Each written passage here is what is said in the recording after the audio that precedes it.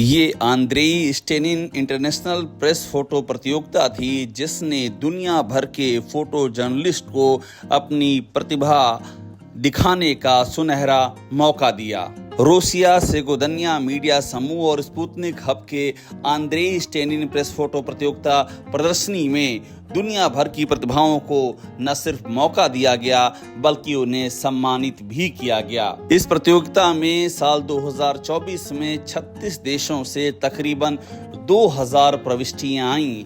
इन तमाम प्रविष्टियों में मानव जीवन के अलग अलग पहलू उकेरे गए। जो पहला अवार्ड मिला वो अवार्ड वृंदावन की विधवाओं पर बनाई गई फोटो सीरीज को मिला, जिसमें उनके दुख, दर्द, हताशा और भीतर की छटपटाहट को दिखाया गया है।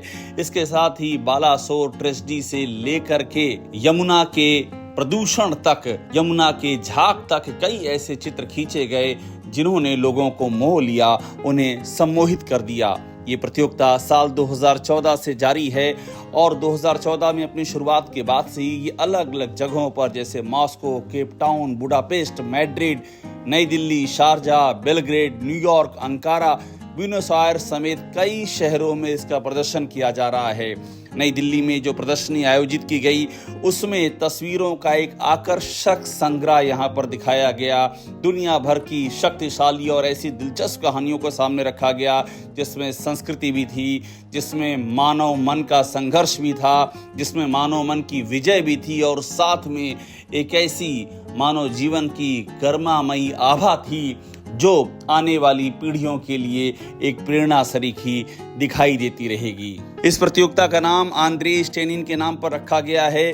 वे रोसिया सेगोदनिया के एक फोटो पत्रकार थे जिनकी यूक्रेन के वार के दौरान ड्यूटी करते हुए मृत्यु हो गई थी। साल 2014 से इसकी शुरुआत से ही जो भारतीय फोटोग्राफर हैं वो इस प्रतियोगिता की विजेताओं में शामिल रहे हैं। यहाँ तक कि जो विदेशों से प्रविष्टियां आती हैं उसमें भी भारत का रिकॉर्ड है। इस मौके पर मुख्य अतिथि के तौर पर प्रसार भारती के अध्यक्ष नवनीत सहगल मौजूद रहे। स्पुतनिक की भारत की प्रमुख ओल्गा दाइचेवा भी खास तौर पर मौजूद रहीं। उन्होंने पूरे कार्यक्रम का समन्वय और उसके संयोजन का काम देखा। ये प्रतियोगिता आने वाले समय में खास तौर पर भारत के फोटो जर्नलिस्टों के लिए किसी वरदान की तरह साबित होगी, इसमें दो राय नहीं है। इसकी तस्वीरों ने देश ही नहीं बल्कि दुनिया भर में एक बहुत ही शक्तिशाली और ताकतवर संदेश दिया है।